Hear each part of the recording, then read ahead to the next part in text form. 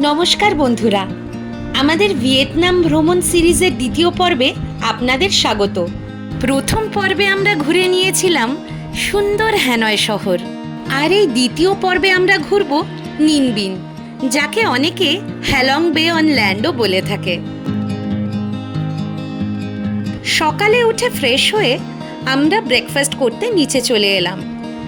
এই ব্রেকফাস্ট বুফেটা আমাদের রুমের সাথে কমপ্লিমেন্টারি।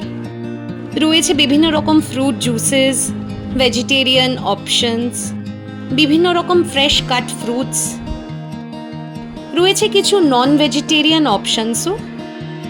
এছাড়া আরও কিছু বেসিক অপশনস যেরকম tea, coffee, cornflakes, bread butter, omelette, boiled eggs এসবও রয়েছে। 8:30 নাগাদ ট্যুর এজেন্সির বাস হোটেলের সামনে চলে আসে আমাদের পিক আপ করতে।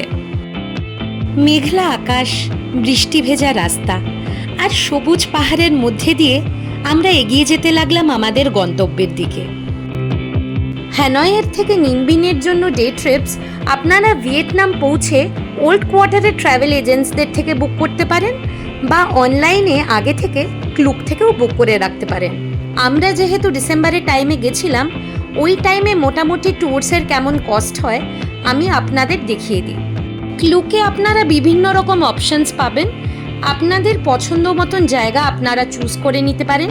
আমরা হোয়ালু আর ট্যামককের অপশনটা বেছে নিয়েছিলাম।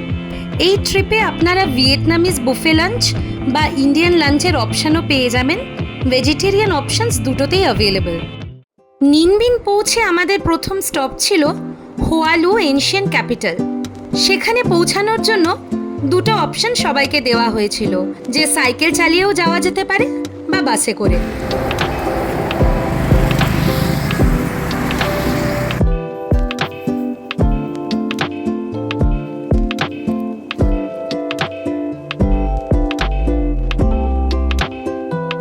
ভিয়েতনামের ইতিহাসের এক অত্যন্ত গুরুত্বপূর্ণ জায়গা হোয়ালু এনশিয়েন্ট ক্যাপিটাল।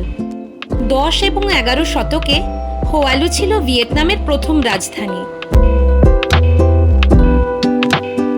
চারিদিকে উঁচু লাইমস্টোনের পাহাড়ে ঘেরা এই জায়গাটা শুধু ঐতিহাসিকই নয়, ভীষণ শান্ত আর সুন্দর। একসময় ভিয়েতনামের গ্রামাঞ্চলে মানুষের দৈনন্দিন জীবনের এক গুরুত্বপূর্ণ অংশ ছিল মহিষ। সেই কালচারকে তুলে ধরার জন্য এরকম কিছু ট্যুরিস্ট অ্যাক্টিভিটিস রয়েছে।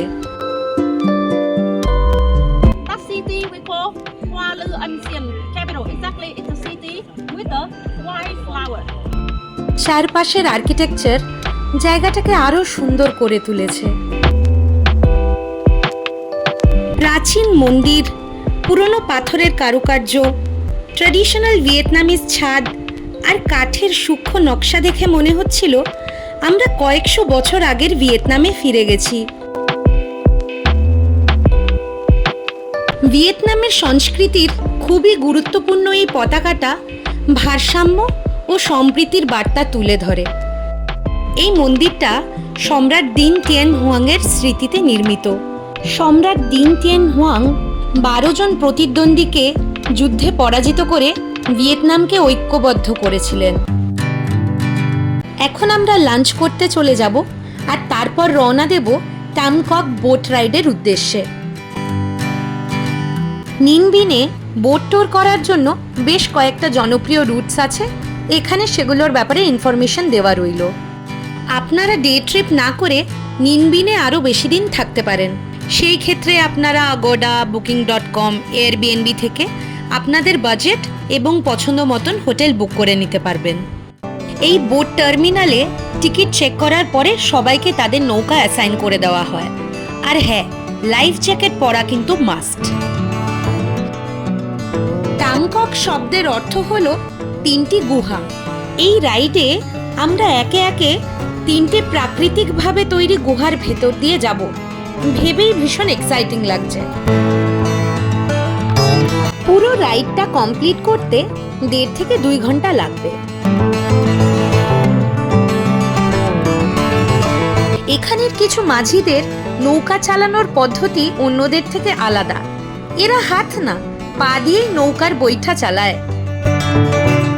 এই ট্র্যাডিশনাল টেকনিকটা দেখতে ভীষণই মজাদার।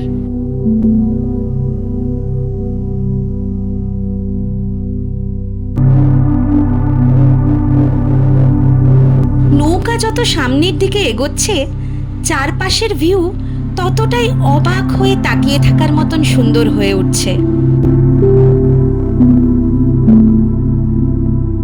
মনে হচ্ছে আমরা কোনো জীবন্ত ক্যানভাসের ভেতর দিয়ে ভেসে যাচ্ছি।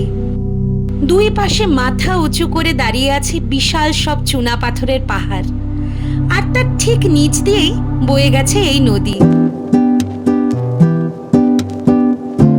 আমরা এখন ঢুকছি আমাদের যাত্রার প্রথম এবং সব থেকে বড় গুহায়, যার নাম হাংকা। এটি প্রায় 127 মিটার দীর্ঘ।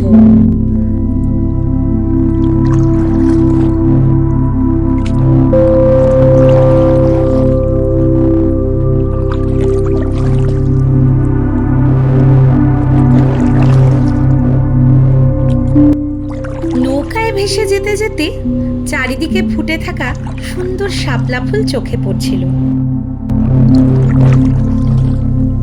যদি আপনারা মে বা জুন মাসের দিকে আসেন, তবে এই দুই পাশের ধানের ক্ষেতগুলো একদম সোনালী রঙের হয়ে যায়, যা দেখতে আরোই অপূর্ব লাগে।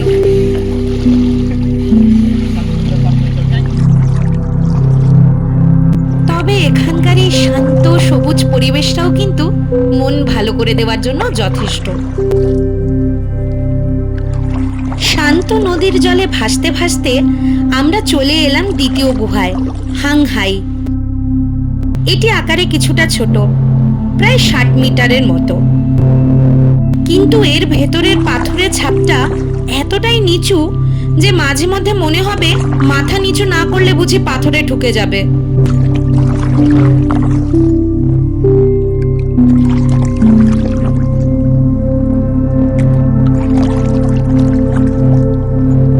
শেষ গুহাটা, যার নাম হাংবা, এটা দেখতেই বেশ বিপজ্জনক। নদীর জল সামান্য বেড়ে গেলে এই গুহাটা যাতায়াতের জন্য বন্ধ থাকে।